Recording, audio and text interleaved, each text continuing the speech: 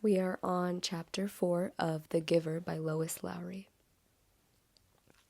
Jonas rode at a leisurely pace, glancing at the bike ports beside the buildings to see if he could spot Asher's.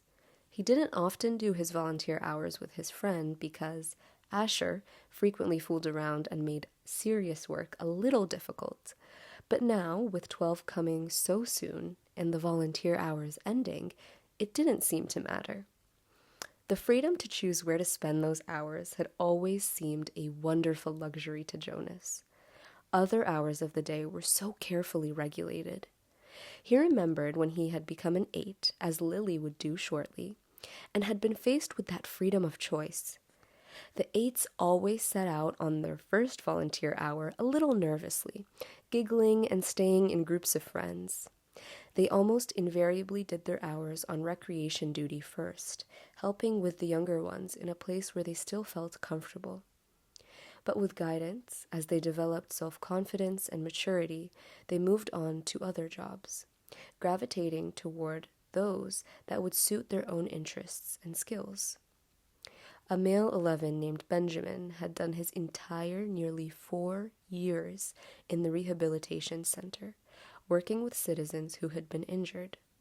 It was rumored that he was as skilled now as the rehabilitation directors themselves, and that he had even developed some machines and methods to hasten rehabilitation. There was no doubt that Benjamin would receive his assignment to that field and would probably be permitted to bypass most of the training. Jonas was impressed by the things Benjamin had achieved. He knew him, of course, since they had always been groupmates, but they had never talked about the boy's accomplishments because such a conversation would have been awkward for Benjamin. There was never any comfortable way to mention or discuss one's successes without breaking the rule against bragging, even if one didn't mean to. It was a minor rule, rather like rudeness, punishable only by gentle chastisement.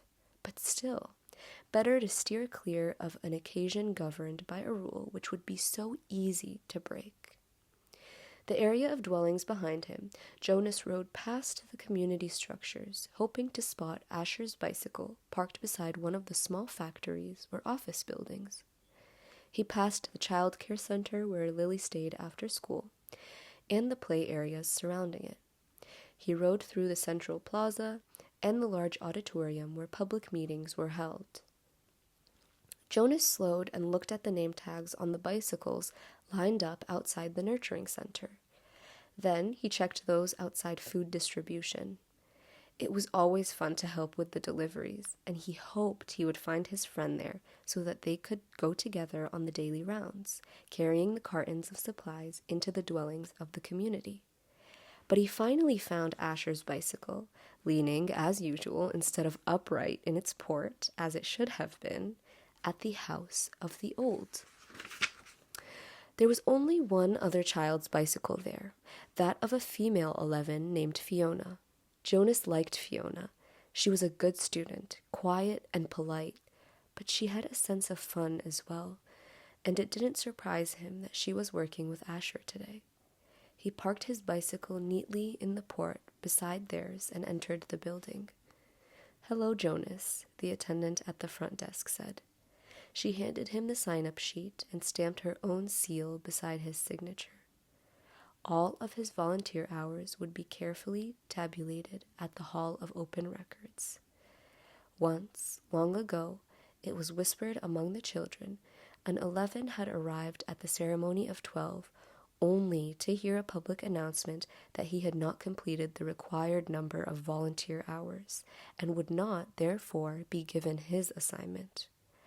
He had been permitted an additional month in which to complete the hours and then given his assignment privately, with no applause, no celebration, a disgrace that had clouded his entire future.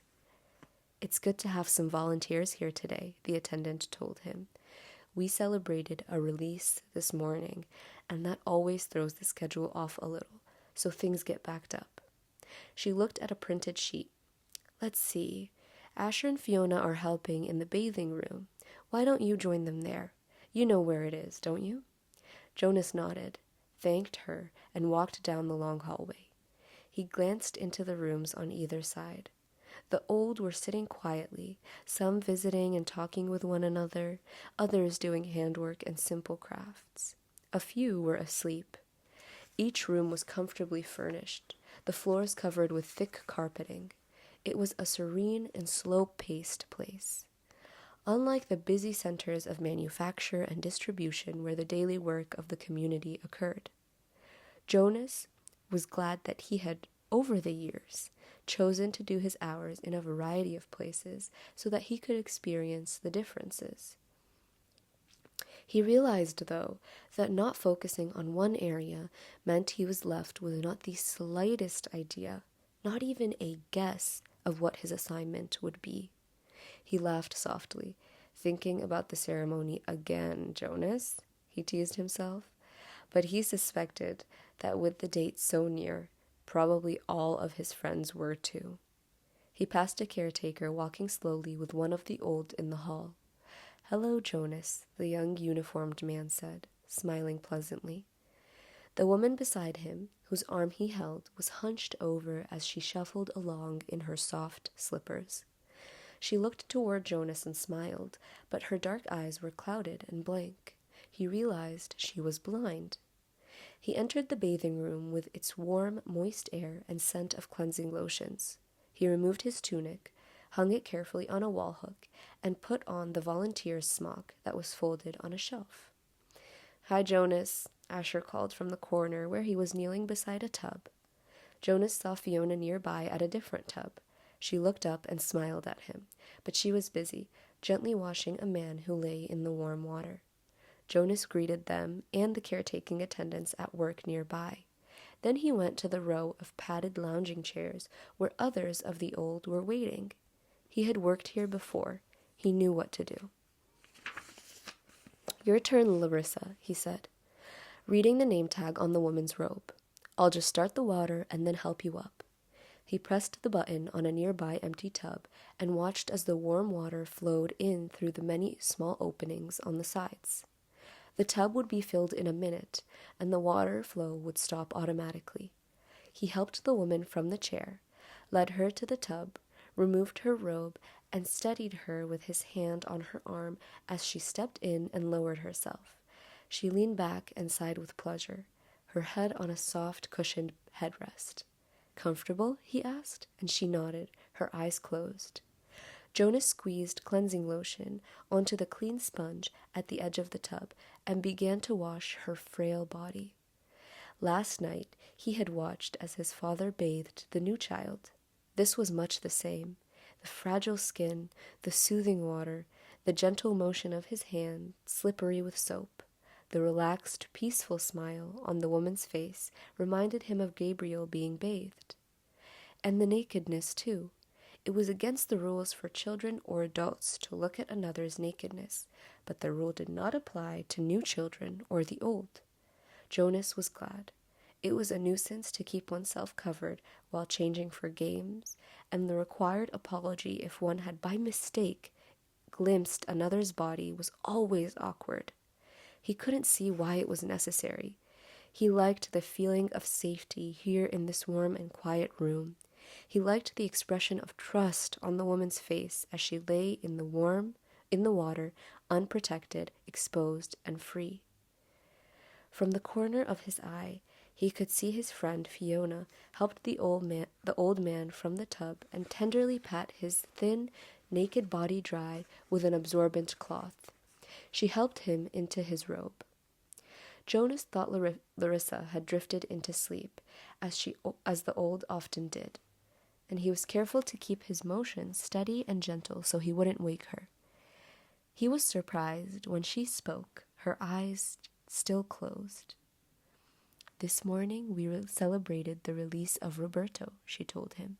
"It was wonderful." "I knew Roberto," Jonas said. "I helped him with his feeding the last time I was here, just a few weeks ago. He was a very interesting man." Larissa opened her eyes happily. "They told his whole life before they released him," she said. "They always do. But to be honest," she whispered with a mischievous look, Some of the tellings are a little boring. I've seen some of the old fall asleep during tellings. When they released Edna recently. Did you know Edna? Jonas shook his head. He couldn't recall anyone named Edna. Well, they tried to make her life sound meaningful, and of course, she added primly, all lives are meaningful. I don't mean that they aren't. But Edna, my goodness, she was a birth mother, and then she worked in food production for years until she came here. She never even had a family unit. Larissa lifted her head and looked around to make sure no one else was listening. Then she confided, I don't think Edna was very smart. Jonas laughed. He rinsed her left arm, laid it back into the water, and began to wash her feet. She murmured with pleasure as he massaged her feet with the sponge. But Roberto's life was wonderful, Larissa went on after a moment. He had been an instructor of 11s. You know how important that is. And he'd been on the planning committee.